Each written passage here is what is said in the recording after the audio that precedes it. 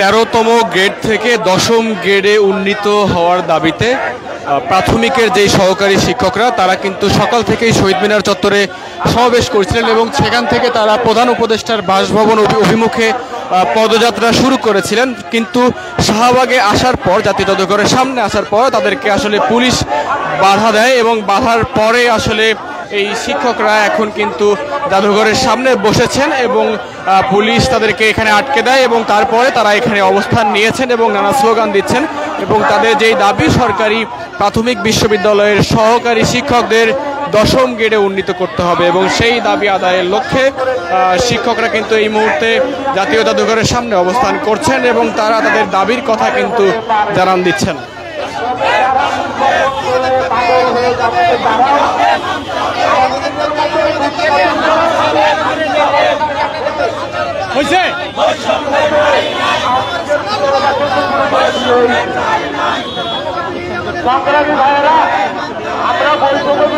দেখতে পাচ্ছেন যে এক পাশে কিন্তু সহকারী শিক্ষকরা তারা কিন্তু অবস্থান করছে এবং তার বিপরীত পাশেই কিন্তু পুলিশের সদস্যরা তারা কিন্তু অবস্থান করছেন এবং এখানে আসলে শিক্ষকরা কিন্তু আসলে যে প্রধান উপদেষ্টার বাসভবন সেই প্রধান উপদেষ্টার বাসভবন অভিমুখে কিন্তু যাত্রা শুরু করেছিলেন এবং হঠাৎ করেই শাহবাগে আসার সাথে সাথেই আসলে পুলিশ তাদেরকে রুখে দেয় এবং পুলিশ তাদেরকে এখানে আটকে দেয় এবং পরবর্তীতে আসলে তাদেরকে আর যেতে দেওয়া হয়নি এবং তারপরে আসলে শিক্ষকরা কিন্তু এই যে জাতীয় জাদুঘর চত্বর সেখানে কিন্তু শিক্ষকরা অবস্থান নিয়েছেন এবং সেখানে অবস্থান নিয়েই তারা তাদের দাবির কথা জানান দিচ্ছেন এবং শিক্ষকদের মধ্যে কয়েকজন প্রতিনিধিদেরকে কিন্তু আসলে পুলিশ নিয়ে গেছে আলোচনা করার জন্য এবং আলোচনা শেষে হয়তো তাদেরকে আবার নিয়ে আসবে, তখন আসলে সার্বিক বিষয় জানতে পারা যাবে।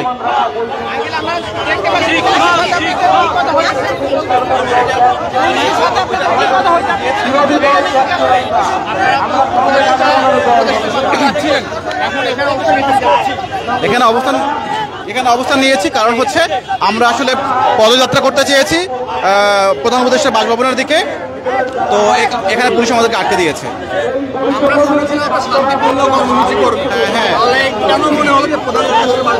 না, বিষয়টা হচ্ছে যে আমরা এটা এবছর না, শুধু আমরা বিগত কয়েক বছর যাবত এটা নিয়ে করছি এবং এরকমের আশ্বাস এরকমের শান্তিপূর্ণই করছি আমরা সবসময়।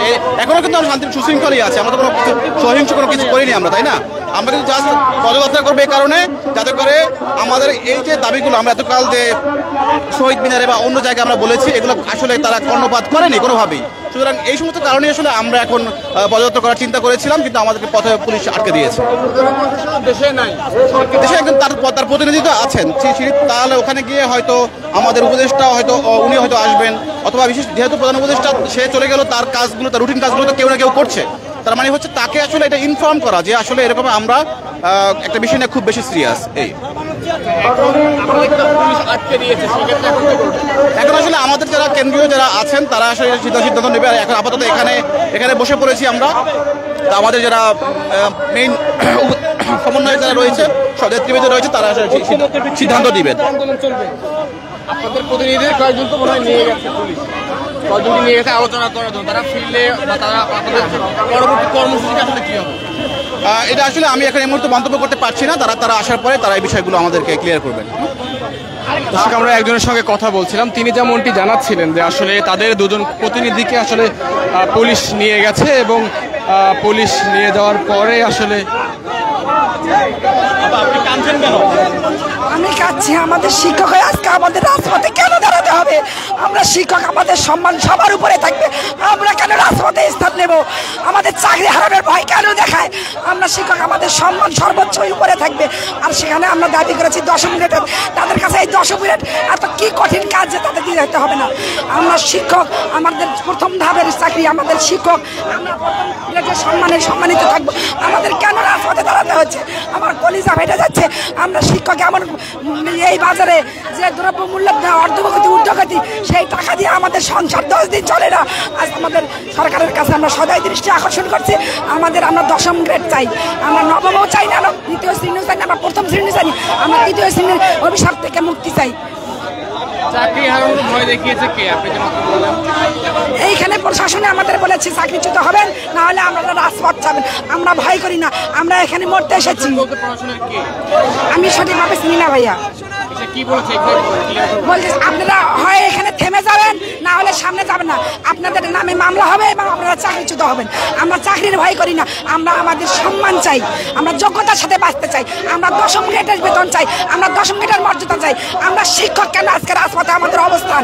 আপনারা তো শহীদ মিনারে অবস্থান নিয়েছিলেন, হঠাৎ করে প্রধান উপদেষ্টা বাসভবন যাওয়ার আমরা এর আগে বহু আন্দোলন করেছি, বহুবার আমরা সম্মেলন করেছি, আমাদের কোনো কাজ হয়নি। আমরা এবার সেই জন্য এদিকে যাত্রা করেছি।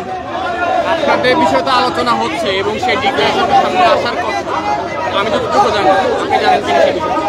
না, আমরা আসার কথা আমরা মানি না। আমাদের এরকম মিথ্যা আশ্বাস অনেকে দিচ্ছে। আমরা আজকে রাজপথে বা তার সঙ্গে ভিডিও করবো যে বা সরাসরি সে আমাদের আশ্বস্ত করুক, তারপর আমরা রাজপথ ছাড়বো ইনশাল্লাহ।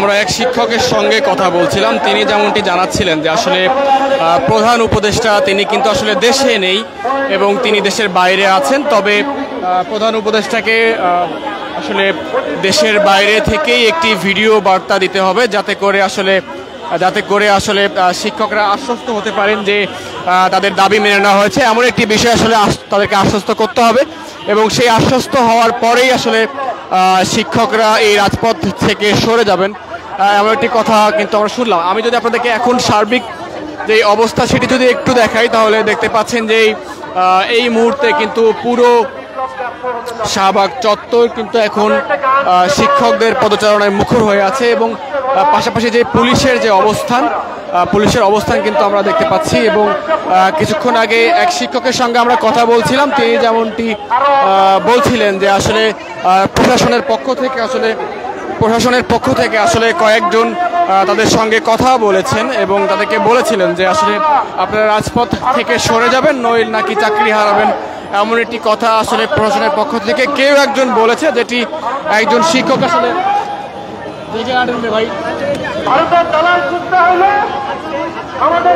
প্রশাসনের পক্ষ থেকে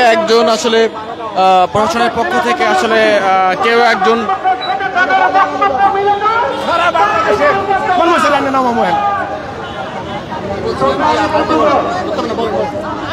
যখন যুদ্ধ বিধ্বস্ত বাংলাদেশ ছিল তখন 10টি গ্রেড ছিল। 1977 সাল থেকে অদ্যাবধি 20টি গ্রেড কেন করা হয়েছে? আমরা আগের 10টি গ্রেড চাই। আমরা বেতন চাই না, আমাদের করসপন্ডিং এর দরকার নেই। আমাদের আগের যে 10টি গ্রেড ছিল এই সিস্টেমটা চলে আসুক, তাহলে আমিও রাজি, উনারাও তো চাকরিজীবী সরকারের, উনারাও রাজি, সবাই রাজি।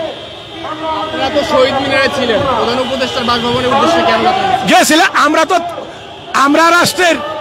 আমরা দেশের প্রথম শ্রেণীর নাগরিক, কিন্তু দুঃখের বিষয় আমরা 3য় শ্রেণীর কর্মচারী। শিক্ষক হিসেবে বাংলাদেশের যত বড় চাকরিজীবী হোক, তারা আমার প্রাইমারি স্কুলে পড়েছে, তারা আমাদের ছাত্র, কিন্তু আমরা 3য় শ্রেণীর অভিশপ্ত চাকরি করছি। এটা সামাজিক মর্যাদা আমাদেরকে দেওয়া হচ্ছে না, সমাজ আমাদেরকে মেনে নিচ্ছে না। আমরা সমাজ যেন মেনে নেয়, এই জন্য আমরা 2য় শ্রেণীর মর্যাদা চাই। যতক্ষণ পর্যন্ত এই মর্যাদা না দেওয়া হবে, ততক্ষণ পর্যন্ত এই যে কর্মসূচিটা দেখতে পাচ্ছেন এইটা চলতে থাকবে। দর্শক, আমরা কথা বলছিলাম একজনের সঙ্গে, তিনি যেমনটি জানালেন যে আসলে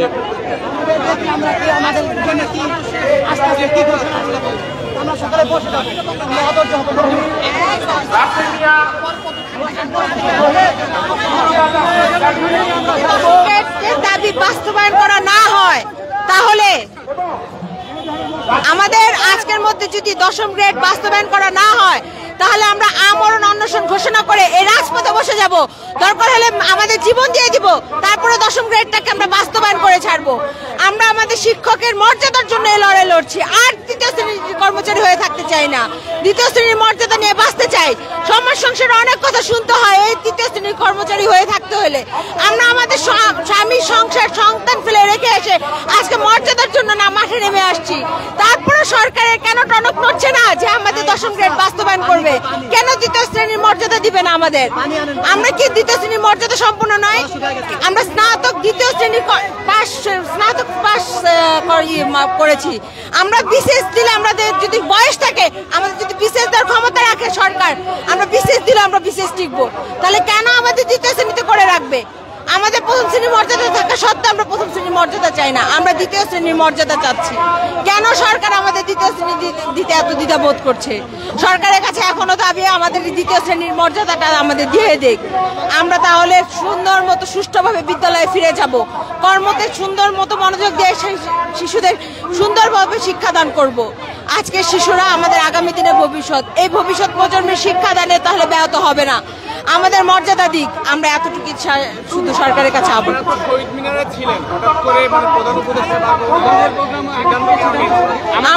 আগে থেকে আমাদের প্রথম থেকে নির্দেশনা ছিল আছে এবং আমাদের ইচ্ছা ছিল যদি আমাদের 2:30টার মধ্যে যদি আমাদের কোনো দাবি দেওয়া না মেনে না হয় তাহলে আমরা যমুনামুখী হব। পুলিশ প্রশাসন আমাদের বলছে আপনারা শহীদ মিনারে অংশগ্রহণ করবেন বলেছেন, তাহলে কেন যমুনামুখী বলছেন? কিন্তু আমাদের দাবি আদায়ের জন্য সরকারের পক্ষ থেকে কোনো পদক্ষেপ নেওয়া হয়নি, তাদের পুলিশ দ্বারা আমাদের বাধা দেওয়া হচ্ছে। কেন? আমরা কি পুলিশকে আমাদের শিক্ষা প্রতিষ্ঠান থেকে শিক্ষা গ্রহণ করে নেই? স্বরবর্ণ ব্যঞ্জন বর্ণ তারা তো শিক্ষকদের মাধ্যমে, আমাদের প্রাথমিক শিক্ষকদের হাত ধরেই তো তারা শিক্ষা গ্রহণ করেছে। আমাদের প্রাথমিক শিক্ষকের হাত ধরে বাংলাদেশের প্রতিটা শিক্ষকের এই মর্যাদা পর্যন্ত আসা শিক্ষার্থীদের হাত ধরে বেড়ে ওঠা হয়েছে। আমাদের 5জন প্রতিনিধি গেছে, জি জি, আলোচনা করার জন্য 5জন প্রতিনিধি নিয়ে গেছে।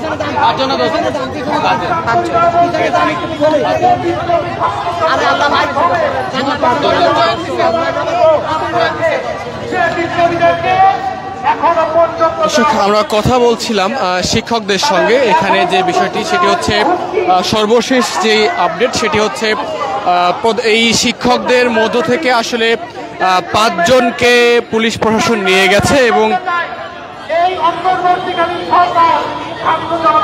5 জনকে আসলে পুলিশ প্রশাসন নিয়ে গেছে এবং তাদের সঙ্গে আলোচনা চলছে। কোনো প্রতিনিধি আমাদের কাছে এসে আমাদের 10ম গ্রেডের ব্যাপারে ঘোষণা না দেয় তাহলে আমরা কঠোর কর্মসূচি দিতে বাধ্য হব।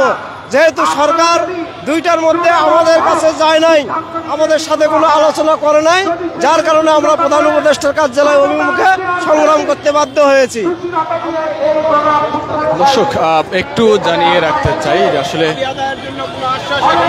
দেওয়া হয় নাই, এই জন্য আমরা প্রধান উপদেষ্টার বাসভবন যমুনার অভিমুখে যাত্রা শুরু করছি।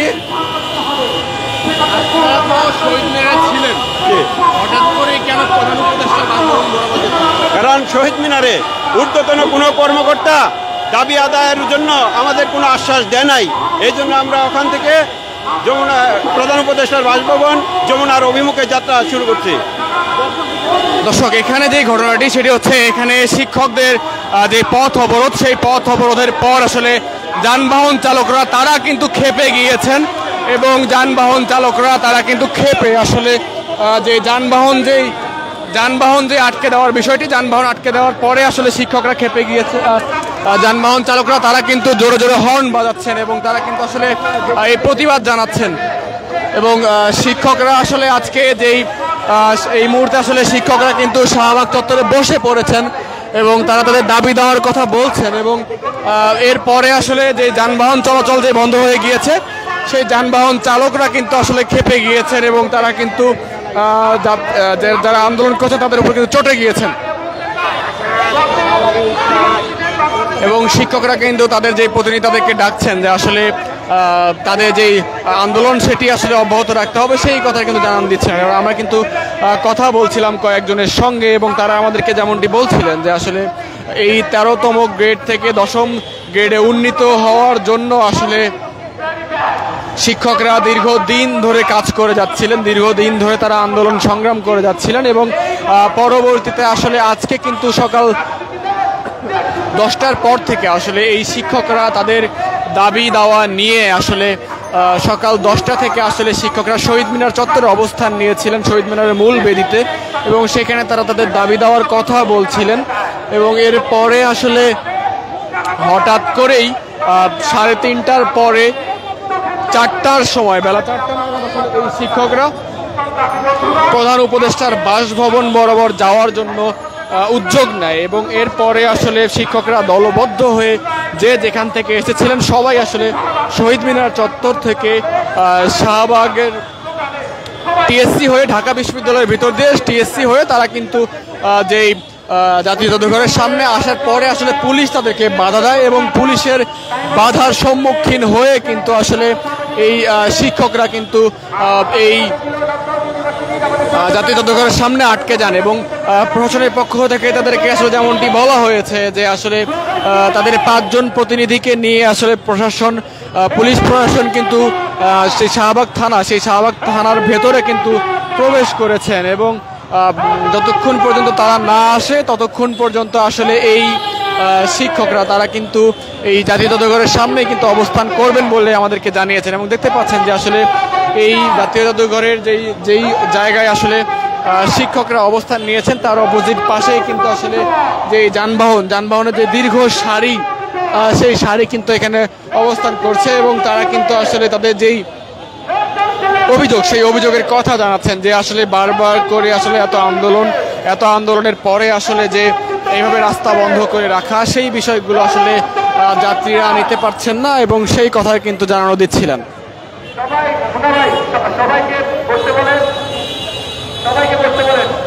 আমাদের আরো শিক্ষার্থী আশাবাদী সকল শিক্ষার্থীরা আসছে।